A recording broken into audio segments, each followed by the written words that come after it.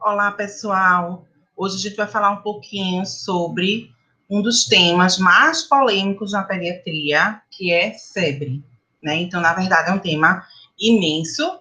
E aí a gente vai restringir um pouquinho hoje do diagnóstico diferencial de febre em pediatria, voltado mais para emergência, certo? Deixa eu compartilhar com vocês a tela.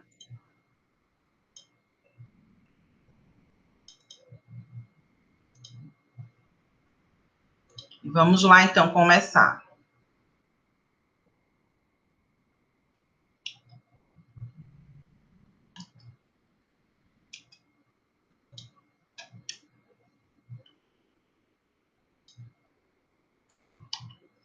Bom, então eu vou começar só com um textinho de Albert Einstein, né, para a gente refletir um pouquinho sobre a pediatria, né? Estou puxando um pouquinho a sardinha para o meu lado.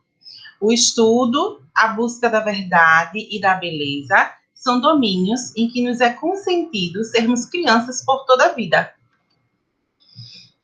O tema de febre, né, quando a gente conversa sobre febre, quando a gente fala sobre febre, na verdade a gente está falando sobre um tema, um dos mais temidos pelos pais responsáveis, né? Então, na verdade, falar em febre em criança, especialmente se for bebê, é praticamente igual à hora do pesadelo. Né? Então, assim, os pediatras, especialmente os pediatras que têm consultório, já estão acostumados a, quando é a primeira febre do bebê, ter certeza de que os pais vão enlouquecer. Eles ficam, de fato, enlouquecidos. E quando é a febre do próximo, do segundo filho ou do terceiro, parece que esqueceu como foi a do primeiro e torna-se novamente a hora do pesadelo. Bom, então, por que essa fobia, né, em relação à febre? O que é que passa na cabeça dos pais, desses responsáveis, e que tem tanto medo da febre em si, né? Bom, então, os estudos mostraram que 90% dos pais acreditam que a febre pode ter efeitos danosos. Então, eles vêm desesperados porque acham que o menino vai convulsionar, acha que o menino pode parar de respirar, acha que os neurônios do menino vão morrer, né? Então, assim, a fobia está muito voltado para os efeitos danosos da febre. 50% consideram altas temperaturas de 38,5 e média temperatura mais do que de hora em hora durante episódios febris. Então, é bem comum também a gente escutar: doutor, eu dei o remédio e ainda não, botei o termômetro agora ainda não baixou. E aí a gente pergunta: quanto tempo faz que você deu o remédio? 15 minutos. Opa, então 15 minutos nem começou a fazer efeito o remédio, né? Mas já estou colocando o termômetro novamente pela angústia, pelo estresse que gera a questão da febre e a necessidade que os pais responsáveis têm de conseguir baixar a febre. 25% administram antipiréticos para crianças com temperatura abaixo de 37. Também outra coisa comum a gente escutar: doutora, eu não deixei nem chegar em 37,5. Notei o corpinho quente, o teu termômetro estava 36,9. Ó, talvez aquela temperatura, na verdade, seja basal. Né? A gente sabe que pela taxa metabólica basal da criança já ser mais elevada, a temperatura corporal da criança já é mais elevada que a do adulto. E algumas crianças mais ainda. Então, você não sabe nem se a temperatura basal daquela criança é essa. Né? E aí, 36,8, 36,9 já administra para não chegar em 37,5. Tamanho é a fobia e o medo em relação à febre. 67% dos pais afirmam alternar drogas antipiréticas. E aí também outra coisa super corriqueira, os pais dizerem: olha, eu dei dipirona, não baixou, fiz logo paracetamol. Ou dei paracetamol, não baixou, fiz logo alívio, né, que é o ibuprofeno. Então, super comum também essa questão da alternância das drogas, e que não é legal. O ideal é você fazer um único antipirético para aquela criança. E aí, uma das frases que a gente, diversas frases a gente escuta, né, mas frases assim, bem do dia a dia da gente é: doutor, meu filho está com febre interna, né, então às vezes ou não só pergunta, mas já afirma, quando chega na emergência, ou no consultório, no ambulatório, a gente está com febre, e a gente coloca o termômetro, afere e não está com febre, aí a mãe diz, mas é febre interna, doutor, ele tem febre interna, a febre dele é totalmente interna. Mas é assim, eu tô rindo, mas é porque a gente escuta demais e vocês vão escutar demais quando começar o internato de vocês. Outra que a gente escuta muito, doutor, eu trouxe logo para a febre não dar convulsão nele, né? Então, outra coisa bem temida que é a convulsão, mesmo sem ter histórico familiar, mesmo sem ter histórico prévio à criança, né? Elas atrelam muito ao grau de temperatura que determina a crise convulsiva, que, na verdade, o que determina é a velocidade com que essa temperatura se eleva, e não o grau, né? Então, os pais têm ideia de que de 39, 39,5 vai convulsionar, e, na verdade, não é isso. Muitas crianças convulsionam com 38, 37,8. Na verdade, é a velocidade com que se eleva a temperatura que desencadeia a crise convulsiva se a criança tiver uma predisposição genética. Bom, mas esse histórico da febre, inclusive essa fobia, esse medo todo pela febre, é muito antigo, desde o século VI a.C., né? Então, já datada dessa fase, as pessoas esculpiam em pedras, né? Assim, como se fossem corpos evaporando, liberando chamas, que na verdade não queriam dizer que estavam sendo queimados, mas que estavam eliminando fumaça, como se estivesse eliminando a temperatura muito alta. E aí a gente coloca alguns questionamentos, né? Tanto para os pais, quanto para a população de forma geral, né? Febre é igual a doença? Para a família, febre é igual a doença, né? É uma situação que gera muita ansiedade, como já iniciei a aula falando, né? Gera muita ansiedade para os pais, para os responsáveis, para o pessoal das escolas, né, os educadores. Gera muita insegurança, né? Em geral, a febre, na verdade, não é nada demais, apenas um sinal de um quadro viral tranquilo, mas, sem dúvida nenhuma, que a febre pode servir de sinal de alerta para algo mais grave, né? Em relação à parte epidemiológica, é a queixa mais frequente na prática diária, sem dúvida nenhuma, tanto de emergência emergência das UPAs, emergência de hospital público, quanto de hospitais privados, né? Perfaz 20 a 30% das consultas de pediatria em ambulatório. Então, você veja que mesmo em ambulatório, a taxa de queixa principal ser febre, que na verdade é a maior parte, procura a emergência, mesmo no ambulatório, chega a 20 a 30%. E aí, por definição, o que seria febre? Seria o aumento da temperatura corporal como parte de uma resposta inflamatória sistêmica a uma variedade de estímulos mediada e controlada pelo sistema nervoso central, né? Então, para ser considerado febre, tem que ter o envolvimento do sistema nervoso central, né? Do centro, do nosso termostato, que está localizado no hipotálamo. Então, existe um conjunto de neurônios localizados na área pré-óptica do hipotálamo, que tem essa função de termostato. Na verdade, a gente nem se dá conta do nosso dia a dia como esse termostato funciona e fica controlando a nossa temperatura. Graças a Deus, né? E a nossa temperatura corporal, na verdade, ela vive em eterno equilíbrio, né? Em relação à produção por atividade muscular, pela taxa metabólica basal e a dissipação, através de vários mecanismos, mas principalmente respiração, transpiração.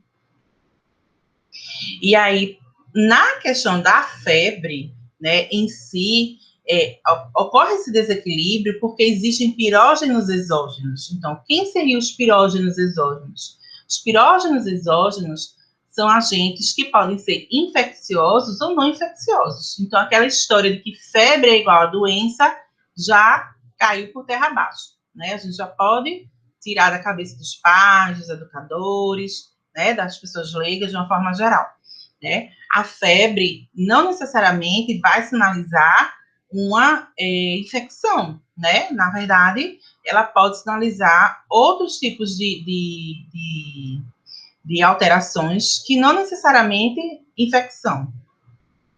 Bom, mas quais seriam os agentes, os pirógenos exógenos infecciosos? Podem ser vírus, podem ser bactérias, podem ser fungos, e existem os pirógenos exógenos não infecciosos. Por exemplo, reação antígeno-anticorpo, então complexo antígenos-anticorpos, né? Então, aquelas doenças autoimunes, pode abrir o quadro por febre, restos celulares, então lise celular, então, processos tumorais com lise celular, pode abrir o quadro com febre, né? E antígenos. Então, esses pirógenos exógenos vão estimular os leucócitos fagocíticos, neutrófilos, monófilos, eosinófilos, a sintetizar os pirógenos endógenos. Quais seriam os principais pirógenos endógenos? Interleucina 1, 6, interferon e fator de necrose tumoral.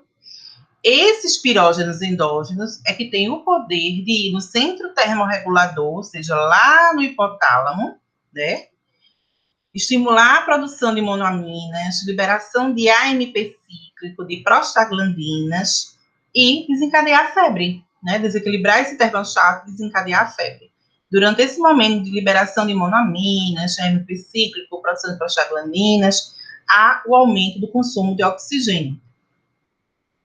E aí, por conta de todo esse processo que ocorre, desde os pirógenos exógenos, estimulação dos leucócitos, produção dos pirógenos endógenos, e ativação do centro termorregulador, perifericamente, o que é que vai acontecer? Aumento da taxa metabólica basal, aumento do tônus muscular, aumento da atividade muscular e vasoconstricção periférica. Então, por isso que, clinicamente, o que é que a gente vê?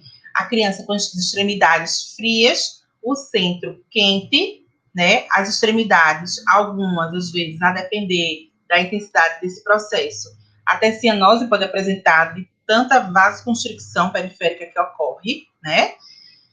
O tônus muscular fica mais aumentado, então por isso que ele se sente com uma fadiga muscular muito grande, né? Porque o tônus muscular aumenta e quando baixa essa temperatura, ele vai se sentir muito cansaço, como se tivesse, inclusive, corrido, feito alguma atividade física. Na verdade, é porque durante o processo de elevação de temperatura, há um aumento da atividade muscular, aumento do tônus muscular.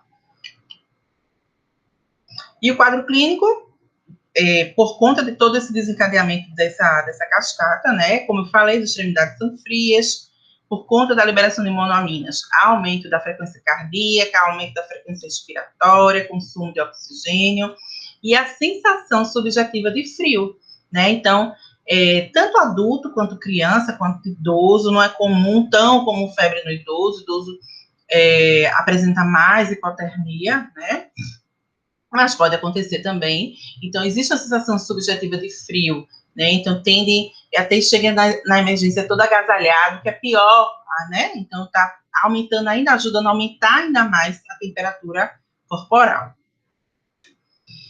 O instrumento padrão para aferição é o termômetro, né? Não é sua mãozinha colocando na testa, colocando no pescoço, na cabeça, dizendo que a cabeça está quente, né? O instrumento padrão é o termômetro. E aí, existem as variações e os locais de aferição da temperatura corporal, né? Pode ser axilar, retal, pode ser oral, existem diversos, né? Bom, mas qual seria, de fato, o melhor local, né, para ser aferida essa temperatura? Então, vamos lá, vamos dar uma olhadinha nas variações e depois nos detalhes de cada local de aferição. A temperatura axilar normal, ela varia de 36,5 pela manhã até final da tarde, que é o momento que você tem a temperatura mais elevada do corpo, 37,2. Isso é uma variação normal. A temperatura oral é aproximadamente 0,5 graus Celsius a mais que a temperatura axilar. E a temperatura retal, que é que se aproxima mais da temperatura realmente do sistema nervoso central, ela é 0,8 a 1 grau Celsius maior que a axilar, ou seja, 37,8 podendo atingir até 38,5, e isso é considerado normal quando você está aferindo a temperatura retal, né? E nesse duelo de febre amiga ou inimiga, de fato, será que a febre é só inimiga? A febre pode ser considerada amiga? né? Veja, na verdade, o início de tudo, ela quer ser sua amiga, né? A febre, o objetivo da febre é lhe ajudar. O objetivo da febre é ser sua amiga. Né? Ela acelera respostas imunes, induz fagocitose, quimiotaxia, produção de interferon. Então, ela está lhe ajudando a algo que pode estar lhe atacando. Então, nesse início, ela tende a ser amiga, né? Ela pode se tornar sua inimiga se isso se perpetuar ou se tornar muito intenso, ou se você tiver alguma patologia de base, por exemplo, uma cardiopatia, uma pneumopatia grave, uma encefalopatia grave, em que a febre possa desestabilizar a sua patologia, né? Então, diante desse fato, realmente ela pode ser considerada inimiga, né? Porque ela aumenta o consumo de oxigênio, aumenta a produção de CO2, e isso tudo desencadeia uma sobrecarga cardiopulmonar. Então, se for uma pessoa que tem uma cardiopatia congênita, ou um adulto que tem alguma estenose valvar, ou uma insuficiência aórtica, por exemplo, a febre, claro que ela vai sobrecarregar e vai intensificar ainda mais aquela patologia, né?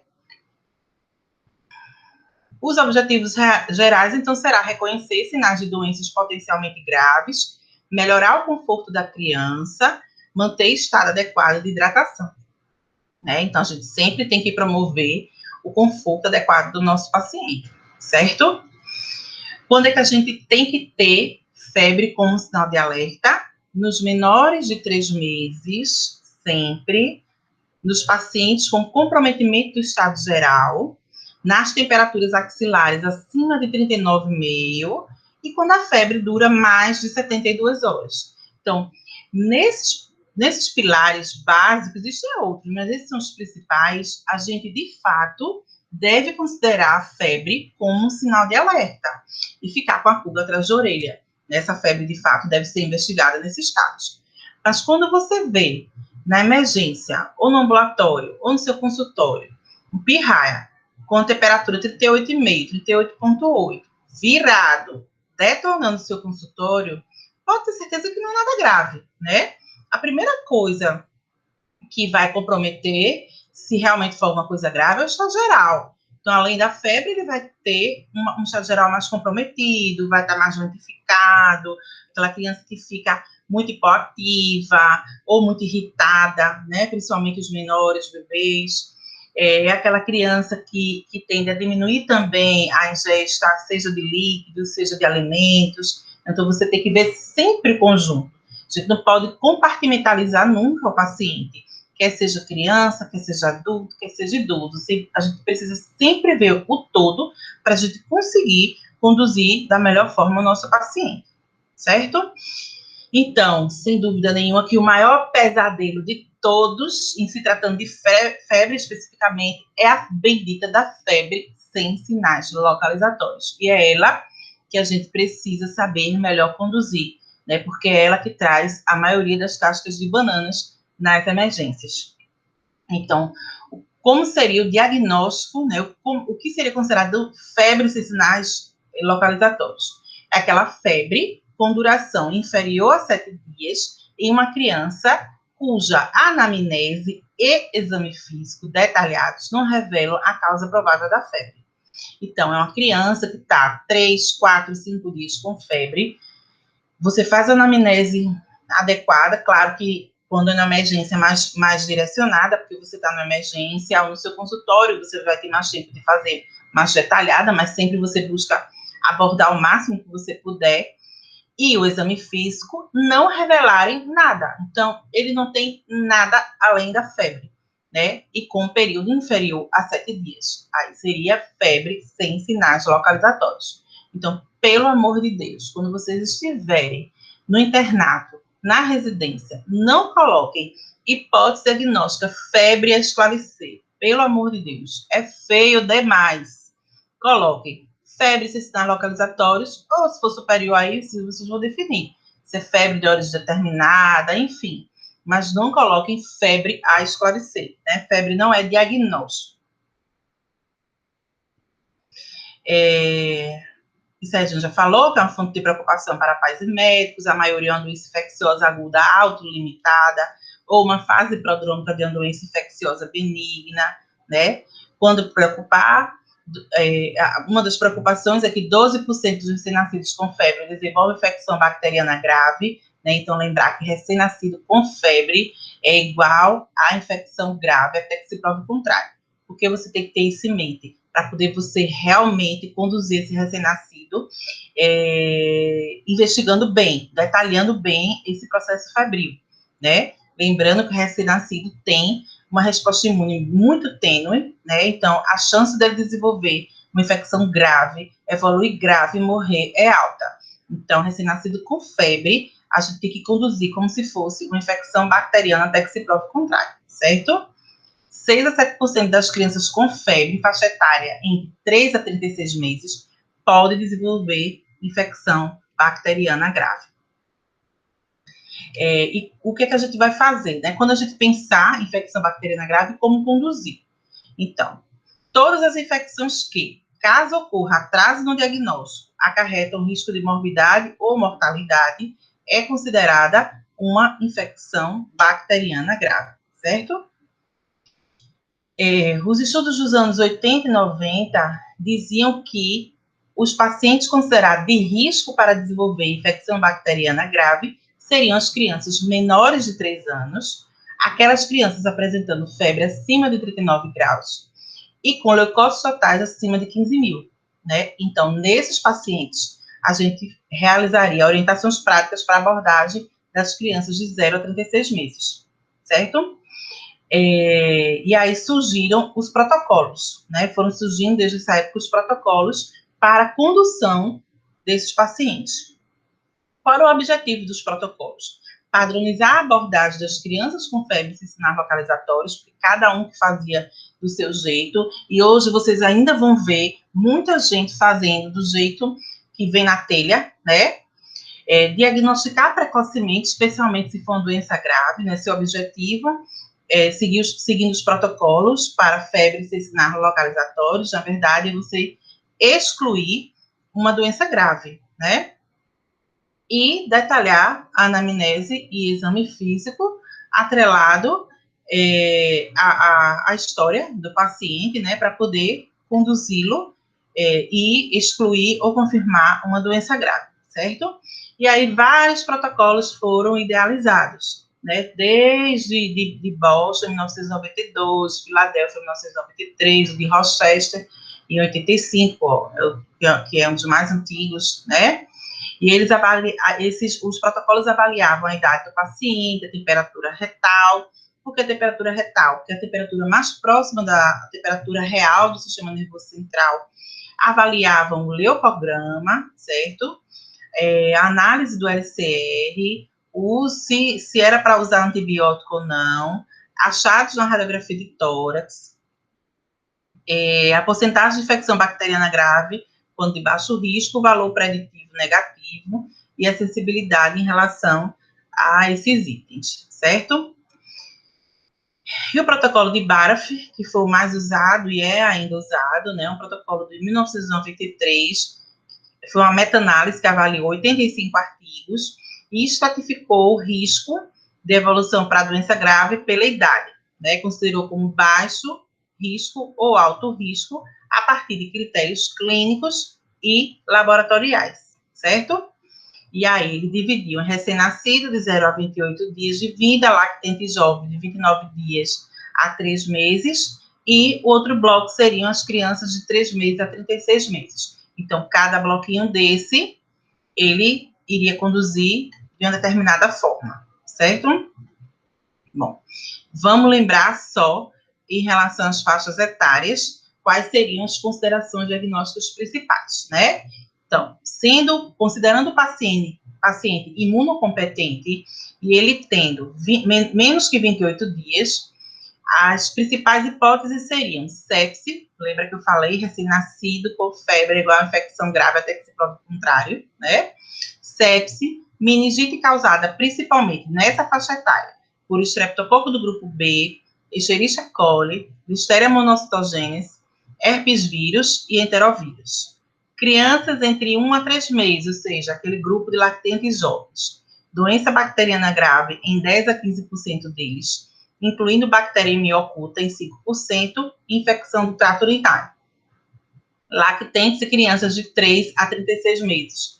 Bacteriemia oculta em menos de 0,5% das crianças imunizadas contra hemófilo influenza tipo B e vacina pneumocócica conjugada, infecções do trato urinário. Quando a criança apresentava temperatura acima de 40 graus Celsius, a gente considerar como hipótese diagnóstica a possibilidade de meningite, bacteremia, pneumonia, insolação, síndrome de encefalopatia por choque hemorrágico. E febre com petecas, considerar bacteremia, meningite causada por Neisseria meningitide, hemófilo influenza tipo B, Streptococcus pneumoniae. Nos pacientes imunocomprometidos, considerar como hipótese diagnóstica. Se for um paciente, por exemplo, com doença falciforme, sepse, né, minha gente? Paciente com doença falciforme, paciente imunocomprometido com febre, também conduzir como sendo um paciente com infecção grave, até que se prove o contrário, certo? Então, pode ser uma sepse, pode ser uma pneumonia, uma meningite, paciente com asplenia, pode ser uma bacteremia, uma meningite, e aí vem as imunodeficiências, né, pode ser também sepse, meningite, o HIV, doença cardíaca, pode ser endocardite, né, minha gente? Lembrar de criança com cardiopatia congênita, febre, esse sinal localizatório pode ser um sinal de endocardite infecciosa, paciente fazendo uso de cateter venoso central. Lembrar de infecções por Staphylococcus aureus, coagulação negativa, fungos, né? E aí, assim, a gente, na verdade, tem que correlacionar qual seria a causa de estar deixando o paciente imunocomprometido para elucidar a principal hipótese diagnóstica. Bom, e aí os critérios de baixo risco para infecção bacteriana grave em crianças com menos de 60 dias e febre sem sinais localizatórios são, como eu falei, ele utiliza 2 blocos, critérios clínicos e critérios laboratoriais, né?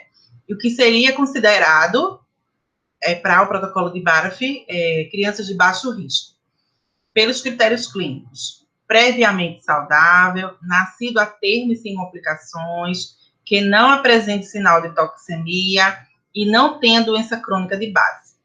Laboratorialmente, leucócitos estejam entre 5 a 15 mil, bastonetes menor que 1.500 e o sumário de urina com menos de 10 piócitos por campo, certo?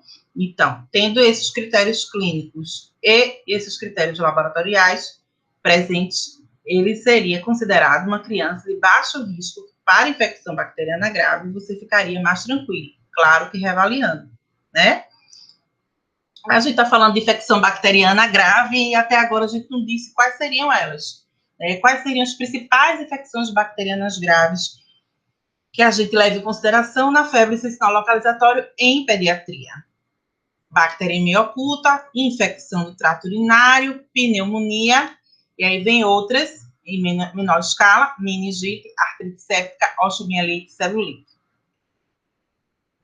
Sem dúvida nenhuma que a principal seria a infecção do trato urinário, né? É o sítio mais comum, 0,7% das consultas ambulatoriais e 5 a 14,5% das consultas de urgência e emergência são por conta de infecção urinária. A prevalência de infecção urinária em menores de 2 anos com febre é de 5 a 7%, né? Então, se você quer apostar em algum foco, naquele paciente tem critérios clínicos e laboratoriais de que seja infecção bacteriana grave, e você quer apostar em algum foco, sem dúvida nenhuma, o primeiro foco é do trato urinário, certo? E a bacteriemia oculta? Na verdade, a bacteriemia oculta, ela tem um comportamento pré-vacina e pós-vacina, né? Pré-vacina existia uma incidência maior e pós-vacina caiu muito e mudou o perfil de agentes, né? Então, o que seria bacteriemia oculta? Uma hemocultura positiva é uma criança com febre, sem um foco infeccioso aparente e que se apresenta clinicamente bem. Então, na verdade, apesar de clinicamente ele estar bem, estado geral bom, aceitando dieta, mas ele estava em investigação de febre intestinal localizatória e veio uma hemocultura positiva. Isso seria uma bacteremia oculta. Ah, mas por que ela está sendo considerada uma infecção bacteriana grave? Porque a faixa etária em menor de 60 dias, como a gente viu, é uma faixa etária que a gente precisa estar sempre atenta, que tem uma resposta imune muito tênue. Então, de fato, a gente precisa conduzir como sendo infecção bacteriana grave, mesmo clinicamente a criança estando bem, certo? Bom, só lembrar da questão da era da vacina, porque isso muda muito a questão da incidência de bacteriemia oculta e dos agentes mais prevalentes. Então, vacinação contra hemófilo tipo B iniciou em 1990 e pneumococo começou em 2000 nos Estados Unidos e em 2010 no Brasil, certo? Então, na era pré-vacinação, a bacteriemia oculta tem uma prevalência de 5%, certo? O maior risco de bacteriemia oculta é em crianças não imunizadas, né, com idade entre 3 a 36 meses, febre maior ou igual que 39 graus e leucócitos maior ou igual que 15 mil. Os principais agentes na era pré-vacinação era pneumococo em 50 a 90% das vezes, que se isolava na hemocultura, nessa bacteriemia oculta, ou hemófilo influenza tipo B em 3 a 25%. Na era pós-vacinação, então, a prevalência caiu para menos de 0,5%, e os agentes em crianças com imunização completa foi pneumococo, outros sorotipos que não incluídos na vacinação, a salmonella sp, Neisseria meningitidis, Staphylo aureus, Streptopiógenes, certo?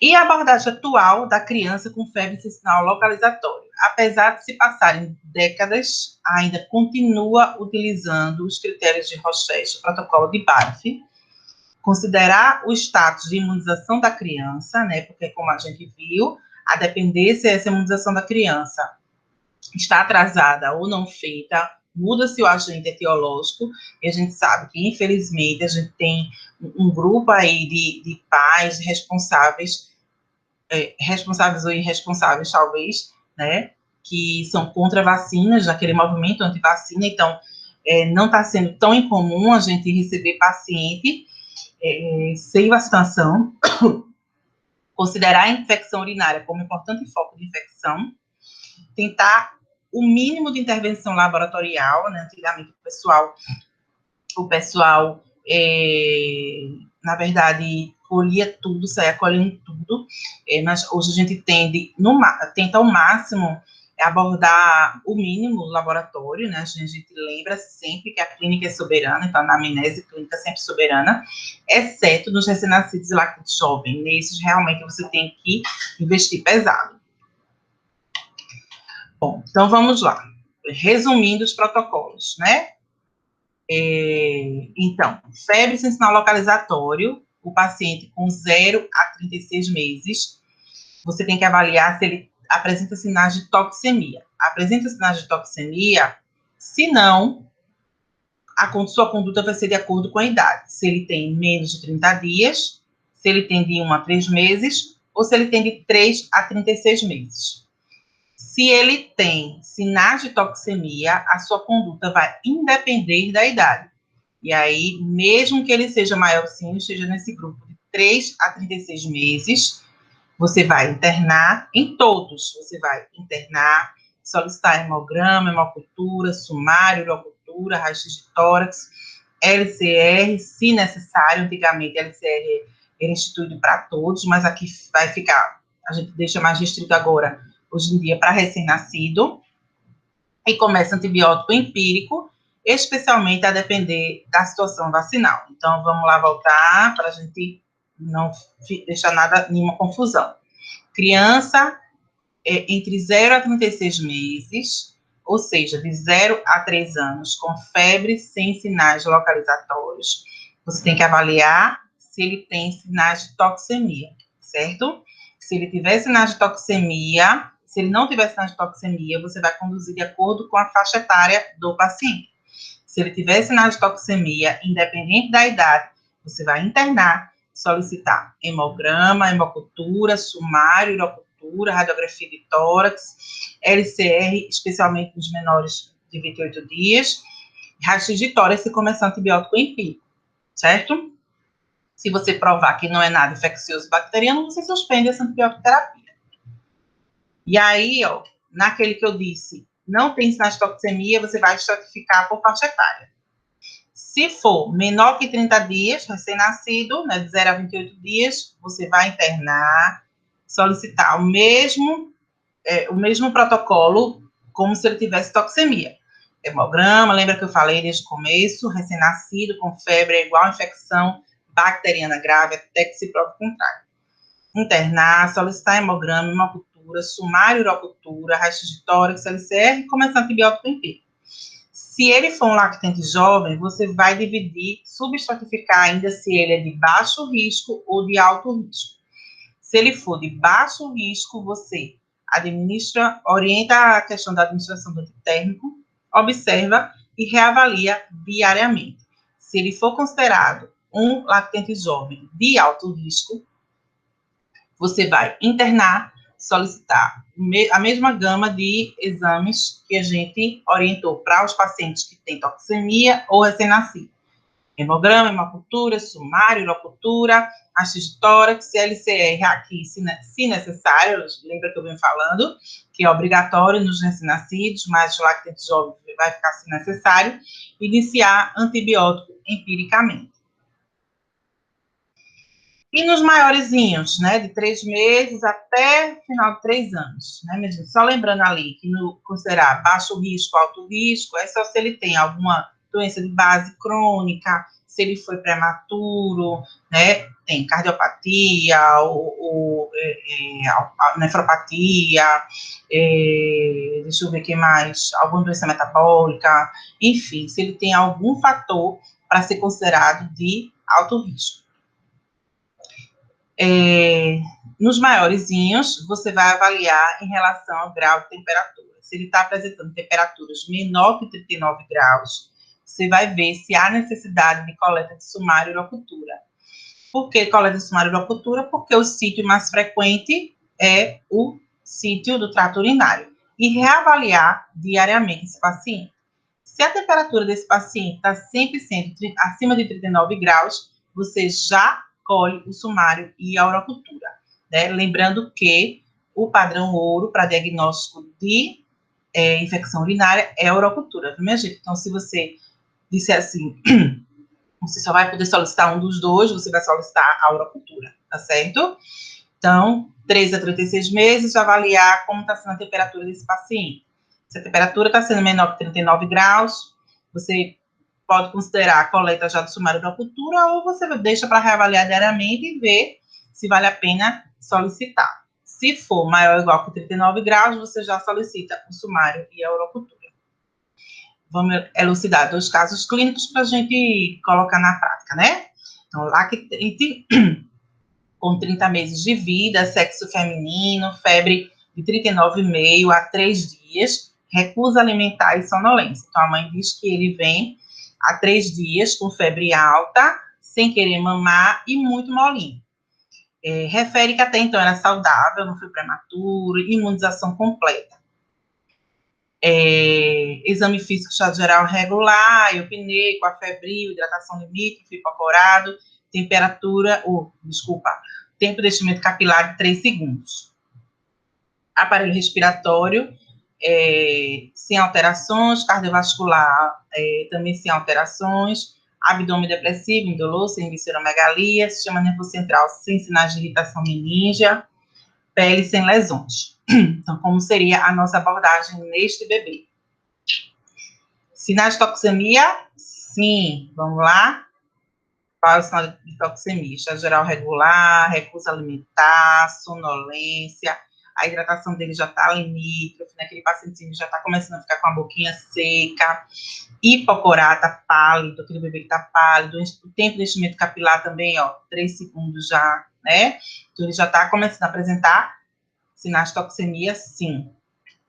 Então, conduta independente da idade, você vai internar, solicitar hemograma, hemocultura, sumário, urocultura, raio-x de tórax, LCR, se necessário, como é recém-nascido, a gente vai coletar, e iniciar antibiótico empírico. Vamos ver a diferença para o outro. Lactente de 4 meses, sexo masculino, febre de 38,5 a 2 dias. Perceba a diferença, né? A temperatura mais alta. Não estou querendo dizer que temperatura de 39, 39,5 é igual a infecção bacteriana, não, minha gente. Não mesmo. Até porque dengue é uma infecção viral e dá temperaturas elevadíssimas, né? Nascida a termo, parto vaginal, ápida de 9,10, peso de 3,2. Não houve intercorrência de período neonatal, imunização completa. Outra coisa que sempre a gente precisa perguntar é sobre a imunização. Até porque, quando a gente vai estratificar como baixo risco ou alto risco, dos itens para considerar alto risco é aquele paciente com imunização incompleta, ou seja, com atraso vacinal, certo? Estado geral, bom, eupneico, afebril, hidratado, corado e ativo, aparelho respiratório cardiovascular sem alterações, abdômen também, sistema nervoso central também, pele também sem lesões. Apresenta sinal de toxemia? Não, né? Ele é um bebê de baixo risco, né? Não tem nenhuma, não foi prematuro, não teve hipóxia, a imunização está completa, não tem nenhuma doença crônica. Então, ele é um bebê de baixo risco, você só orienta a utilização de antitérmico se ele estiver desconfortável, observação e reavaliação diária, certo? Se fosse um bebê de alto risco, internação e todo aquele barangandã que a gente vem falando. Bom, e aí a gente fala de térmico, né? E aí a gente se pergunta, toda criança com febre vai precisar utilizar antitérmico? Se a gente tivesse ao vivo, a gente ia idealizar algumas situações. Como a gente não está ao vivo, infelizmente, ainda, vamos pensar. Veja, se é uma criança que não é de alto risco, né? Não tem nenhuma doença de base, é uma criança que está com estado geral bom, é uma temperatura que não é muito elevada, ou seja, não é acima de 39, então você pode apenas observar sim, não é igual a antitérmico, né? Então, o nosso termostato, ele tem condições de regular essa temperatura e do jeito que houve desencadeamento para ela aumentar, ele consegue voltar ao normal. Agora, se é uma criança que essa temperatura, mesmo que ele esteja com estado geral bom, essa temperatura elevada, mantida, sem uso antitérmico, pode descompensar alguma doença de base, alguma cardiopatia, uma pneumopatia, um paciente encefalopata, claro que você não vai deixar seu paciente exposto ao desencadeamento, ao desequilíbrio de alguma patologia de base, porque você quer manter uma conduta mais conservadora, entre aspas, e não fazer o antitérmico. Claro que você vai orientar o uso antitérmico. Ou um paciente que mesmo não tendo nenhum fator de risco, não tem doença de base, mas você vê que aquela criança que está incomodada com aquela temperatura, está irritada, está muito molinha, está desconfortável, gemendo, é claro que você também vai fazer um antitérmico, né? Você não vai deixar a criança com febre. Agora, criança 38,4, maravilhoso, muito bem, veio porque a mãe está estressada, né, com a febre. O menino está detonando o consultório, botando tudo abaixo, pegando o otoscópio, achando que o otoscópio é martelo, metendo em tudo. Essa criança, claro que você pode aguardar que daqui a pouco essa temperatura vai baixar, né? E aí, os antitérmicos liberados no Brasil são dipirona, paracetamol e ibuprofeno, né? Então, quando utilizar um, quando utilizar outro. Então, o pessoal da neonatologia orienta que até os 6 meses se utilize apenas paracetamol. Por quê? Porque o ibuprofeno pode acarretar uma sobrecarga renal e a dipirona, há relatos de depressão medular com o uso da dipirona, certo? Que a gente não vê de forma corriqueira, mas como tem essa questão, e o recém-nascido, de fato, é uma criaturinha muito imatura no contexto geral, a gente opta por não realizar essas duas drogas, fazer realmente só paracetamol. Passando essa faixa etária de 6 meses, você pode utilizar a dipirona ou pode utilizar o ibuprofeno, certo? Lembrando que a gente sempre deixa de lado o ibuprofeno porque ele pode, de fato, sobrecarregar sistema renal e a gente não sabe quais lesões ele pode determinar, vai depender muito de cada paciente, né? Então, a gente tenta deixar de lado ele um pouco, apesar dele ser uma droga potente para baixar a temperatura, né? A gente deixa ele um pouco de lado, tenta fazer o máximo nas crianças maiores, né? Deixa ele mais de lado, mais reservado para crianças maiores, que o sistema renal já está mais amadurecido. Apesar de que nefro não gosta dele em idade nenhuma, né? Mas a gente utiliza e, de fato, na prática, a gente não observa com frequência. Particularmente, eu nunca peguei nenhum paciente com insuficiência renal pelo uso de ibuprofeno. Se bem que o pessoal da nefro diz que a gente não vê, mas nefro adulto vai pegar, né? Porque ele não desenvolveu na infância, mas vai desenvolver na vida adulta. Então, assim, enfim, por precaução, é melhor deixar o ibuprofeno mais para criancinhas maiores, certo? E os meios físicos, né? Os famosos banho frio, banho de colônia, banho de álcool, né? Então, nossos avós, bisavós, geração mais antiga, geração do pessoal do interior, tinha muito essa questão, essa crendice no meio físico, em relação a baixar a temperatura. Então, na verdade, quando a gente fala nos meios físicos para baixar a temperatura, é um banho daqueles nem tão frio, nem tão quente, né? Quebrada, frieza, como o pessoal do interior fala, certo? Evitar banhos de álcool, lembrando que a pele da criança é muito tênue, né? Então, assim, o tecido celular subcutâneo tem pouca gordura, então o álcool seria rapidamente absorvido e o menino vai ficar intoxicado, né? Fazer uma intoxicação etílica, né? Então, evitar banho de álcool, não se dá, na verdade, é totalmente desaconselhado, né? O pessoal que fazia essa loucura do banho de álcool, mas é totalmente desaconselhado. E nem banho frio, né? Porque realmente pode estimular e o termostato baixar de vez e, de fato, a criança fazer uma apneia. Então, a orientação é você fazer aquele banho um pouquinho morninho, certo? Banho mesmo, não é só colocar compressinha de água na testa, na axila, não. É botar o menino dentro do banheiro e dar um banho de verdade, certo? Então, quando falar em meios físicos, ele é eficaz para baixar a temperatura, ele é muito bom para baixar a temperatura, não tem a mesma eficácia que as drogas, mas ele pode ajudar aquelas crianças que estão com a temperatura muito alta, que já fizeram antitérmico, que não dá para fazer a próxima dose ainda de antitérmico, você pode ter como auxílio o meio físico, mas é um banho de cabeça quebrada frieza, e não banho de álcool, nem banho de colônia, e nem só compressinha na testa, certo? Bom, pessoal, era isso que a gente tinha para conversar sobre febre, que é um mundo, na verdade, não se esgota só aí, né? De fato, eu trouxe mais em relação à febre e sinais localizatórios, porque é o grande bicho-papão da emergência. E para a gente ter em mente, na verdade, quando é que a gente vai conduzir um paciente como potencialmente grave e quando é que a gente pode ficar mais tranquilo, tá certo? Eu vou depois postar alguns artigos que eu utilizei para essa aula para vocês lá no mural, para poder auxiliar no estudo desse tema, ok? Um beijo para todos.